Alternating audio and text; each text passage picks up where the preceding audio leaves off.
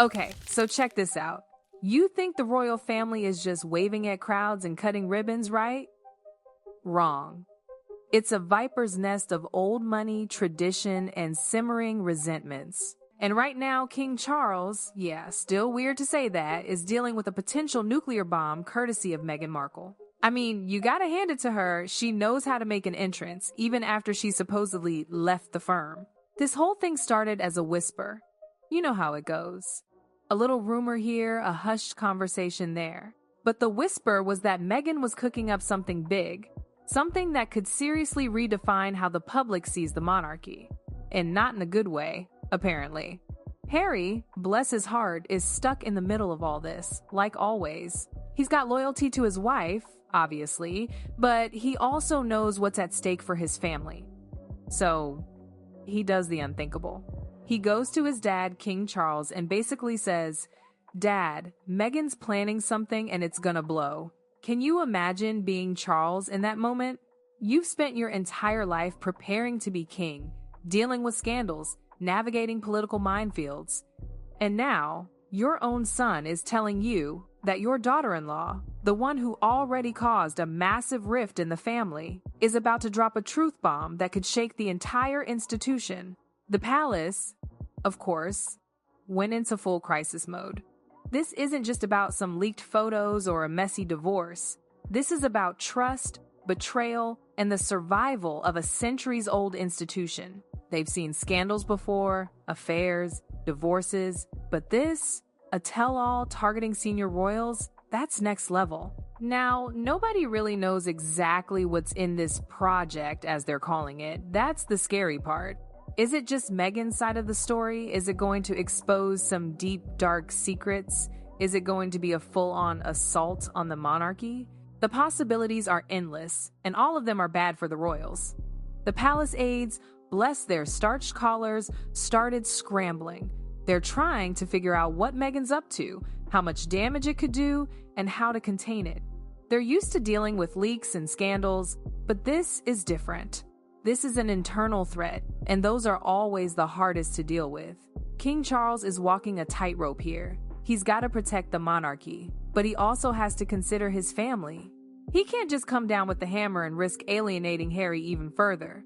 He's got to play this smart, and that means figuring out what Meghan's endgame is. Here's the thing. The monarchy is built on tradition, on ceremony, on unspoken rules. Loyalty is everything.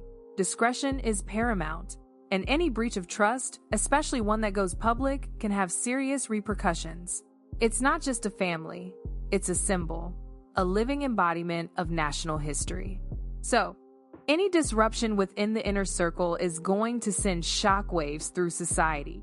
And Meghan, well, she's always been a disruptor. She came into the royal family with her own ideas, her own ambitions, and she wasn't afraid to challenge the status quo. That's what made her so popular with some people, but it's also what made her a target for the old guard. So, what's Charles gonna do? Does he try to reason with Meghan? Does he try to cut a deal? Or does he go scorched earth and try to silence her? All those options have risks, and the clock is ticking. The palace is basically in lockdown. Every conversation is being monitored. Every meeting is being scrutinized. The aides are whispering. The guards are glancing. And even the paintings on the walls seem to be holding their breath. It's a powder keg, ready to explode. And Meghan Markle is holding the match. Right, part 2 now. Okay, so the palace is in full-blown panic mode, right? They've got this potential Meghan Markle expose hanging over their heads, and they're scrambling to figure out how to deal with it. But here's the thing. Meghan isn't just sitting around waiting for them to make a move. She's playing her own game, and she's doing it with a quiet determination that's actually kind of impressive. I mean, think about it. She's been painted as this villain, this disruptor, this outsider who came in and shook up the royal family. And maybe there's some truth to that.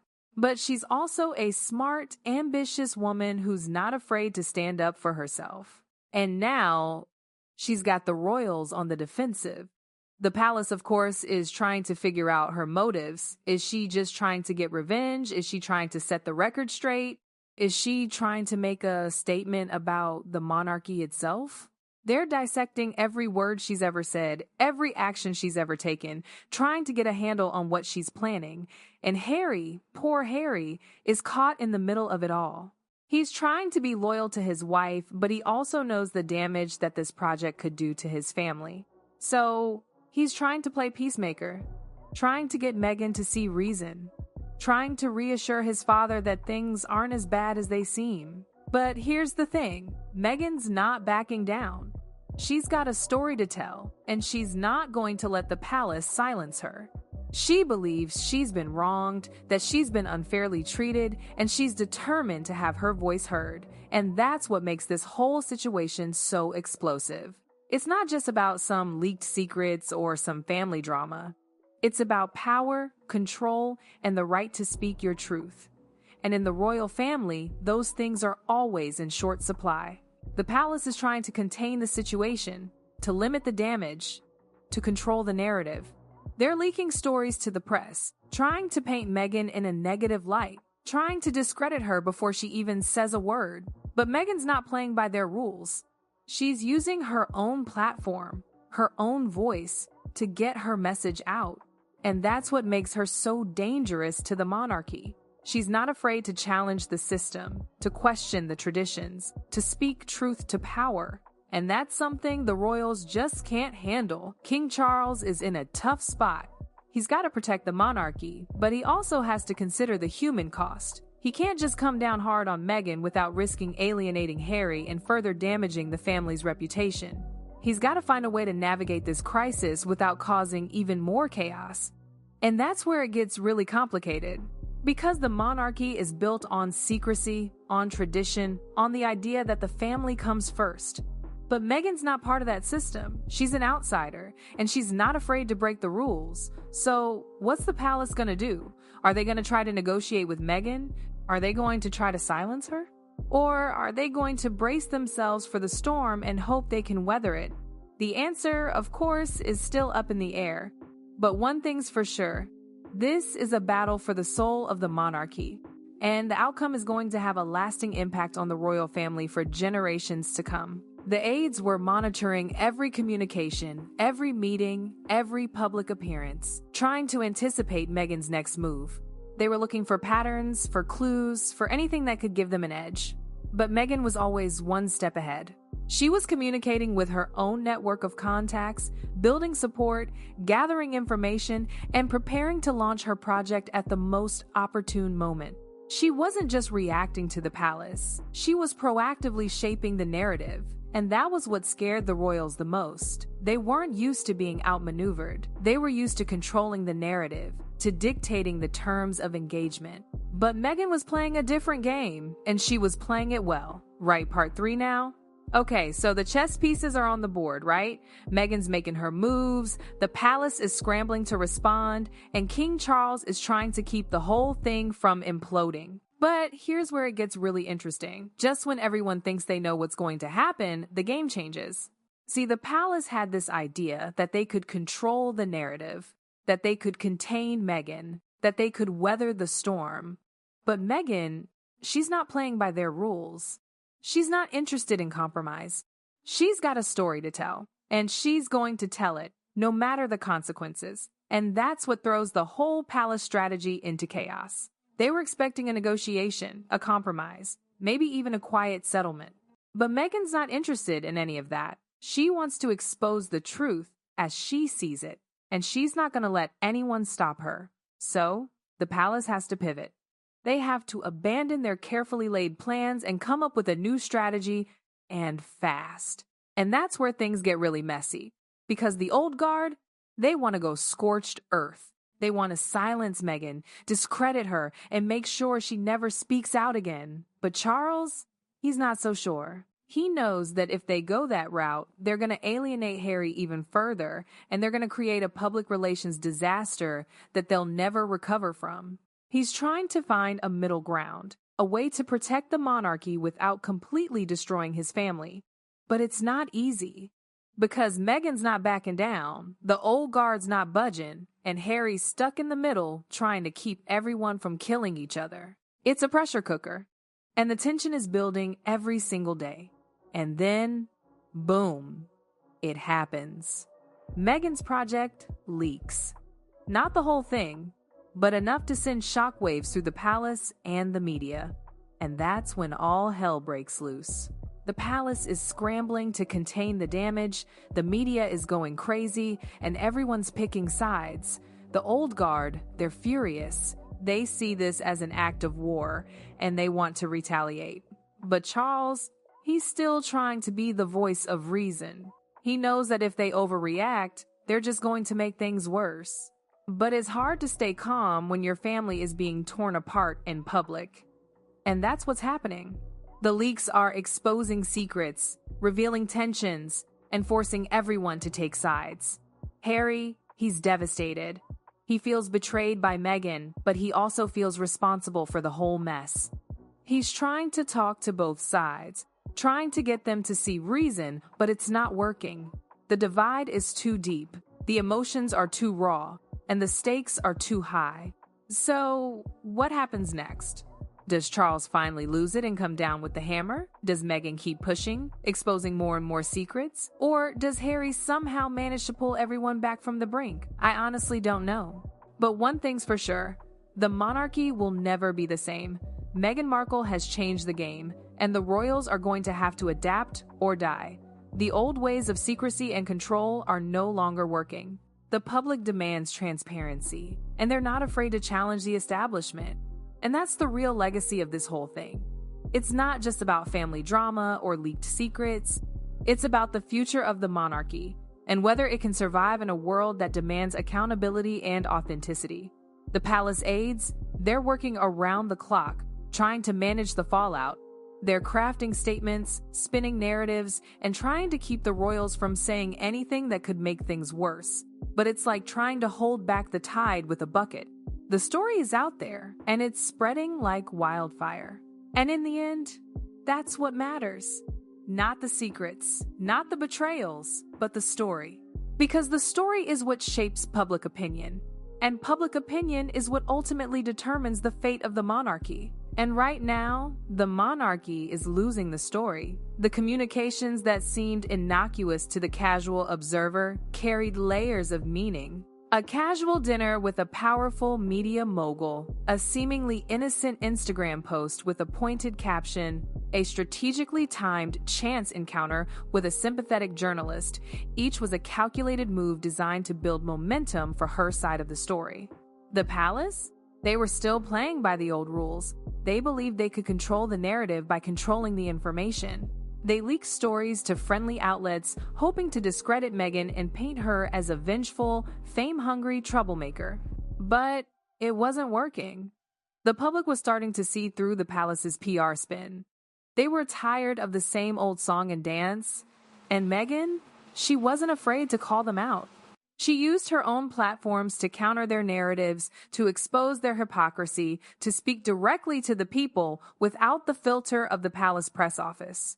It was a brilliant strategy, and it was working. Harry, meanwhile, was a mess. He was torn between his loyalty to his family and his love for his wife. He tried to play peacemaker, to bridge the gap between the palace and Meghan, but it was impossible. The two sides were too far apart, the wounds too deep. The leaks? They were like gasoline on a fire. Excerpts from Meghan's project started appearing online, in newspapers, on TV. Each one was more explosive than the last. Accusations of racism, bullying, and outright cruelty flew. The palace was in damage control mode, but the damage was already done. The old guard, they were calling for war. They wanted to strip Meghan and Harry of their titles, to cut them off from the family, to silence them once and for all. They saw Meghan as an existential threat to the monarchy, and they were willing to do anything to protect the institution. Charles? He was trying to hold things together, to find a way to navigate this crisis without destroying his family. But he was losing control. The situation was spiraling out of control, and he didn't know how to stop it. Look, the thing is, the monarchy is built on a foundation of secrets and lies. It's a system that's designed to protect the privileged and powerful, even if it means sacrificing the truth. And Meghan? She was blowing that system wide open. She wasn't afraid to expose the hypocrisy, the racism, the casual cruelty that were so deeply ingrained in the royal family. She was challenging the entire institution, and she was doing it with a level of skill and determination that the palace simply couldn't match. And that's what made her so dangerous. She wasn't just a disgruntled ex-royal. She was a revolutionary. And she was using her story to challenge the very foundations of the monarchy. The public? They were captivated. They were glued to their screens, watching the drama unfold in real time.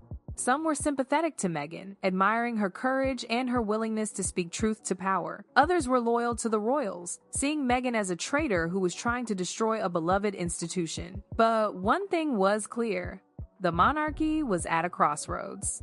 It could either adapt to the changing times, embrace transparency and accountability, or it could cling to its old ways and risk becoming irrelevant. Charles, he knew that. He understood that the monarchy had to evolve if it was going to survive. But he was also trapped by tradition, by protocol, by the expectations of the old guard. He wanted to modernize the monarchy, but he was afraid of alienating his base. And that's what made his position so difficult. He was caught between two worlds, between the old and the new, between tradition and progress. He had to find a way to bridge the gap, to modernize the monarchy without destroying its foundations. But time was running out. Meghan's project was gaining momentum, the leaks were becoming more frequent, and the public was growing increasingly restless. Charles had to act, and he had to act fast. The question was, what was he going to do? Was he going to side with the old guard and try to silence Meghan? Or was he going to embrace change and try to find a way to move forward? The answer, of course, was still unknown. But one thing was certain. Whatever he decided, it was going to change the course of history. The monarchy was at a tipping point, and the next few weeks were going to determine its fate. And Meghan? She wasn't going anywhere. She was ready for war, and she was determined to win. The game was on, and the stakes were higher than ever. Okay, so the palace is spinning, right? They're trying to say the leaks are taken out of context, that Meghan's got an axe to grind, that she's exaggerating everything. But the thing is, even if half of what's getting out there is true, it's still pretty damning. Like, we're talking about accusations of casual racism within the family, of Meghan being bullied and isolated, of her mental health being completely disregarded. That's not just some minor disagreement. That's some serious stuff. And the public, they're eating it up. They're finally getting a glimpse behind the curtain, seeing the royal family for what it really is, a bunch of privileged, out-of-touch elites who are more concerned with maintaining their image than with treating people with basic human decency. Charles, he's trying to walk this tightrope, but it's getting harder and harder. He's trying to appease the old guard, who want to shut Meghan down, but he also knows that he can't completely alienate Harry. And he's also got to worry about his own reputation, which is taking a serious hit with every new leak. Harry, man, I feel for the guy. He's stuck between a rock and a hard place. He loves his wife, but he also loves his family, and he's watching them tear each other apart. He probably feels like he's the only one who can see both sides, but nobody's listening to him. Meghan, she's not backing down. She's got the bit between her teeth, and she's going for it. She's not afraid to take on the entire royal family, and she's not going to stop until she feels like she's been heard. The thing that's wild is how tone-deaf the palace is being. They're still trying to play the game by the old rules, leaking stories to friendly outlets, trying to discredit Meghan, but it's not working. The public just doesn't trust them anymore. And Meghan, she's using that to her advantage. She's speaking directly to the people, using social media, giving interviews, telling her story in her own words. She's cutting out the middleman, and it's driving the palace crazy. The old guard, they're losing their minds. They see Meghan as an existential threat to the monarchy, and they're willing to do anything to stop her. They're whispering about stripping her and Harry of their titles, cutting them off financially, even trying to get them deported. It's insane. Charles, he's trying to keep them in check, but it's not easy. They've got a lot of power, a lot of influence, and they're not afraid to use it. He's basically got a civil war brewing within his own family, and he's got to figure out how to put it out before it destroys everything. The leaks, they're getting more and more damaging. We're talking about private emails, recorded conversations, even alleged financial improprieties. It's like a bomb going off every single day. And the public, they're riveted. They're taking sides, debating the issues, and demanding answers. The monarchy is under more scrutiny than it's ever been, and it's not handling it well. Harry, he's trying to mediate, but it's a lost cause. The two sides are too entrenched, the emotions are too raw, and the stakes are too high. He's basically watching his family self-destruct, and he's powerless to stop it. Meghan, she's not backing down. She's got a mission, and she's going to see it through, no matter the cost. She believes she's fighting for the truth, for justice, and for a better future. And she's not afraid to make enemies along the way. So, what happens next? Does Charles finally crack and side with the old guard? Does Meghan keep pushing until the monarchy collapses? Or does something completely unexpected happen? Honestly, at this point, anything is possible.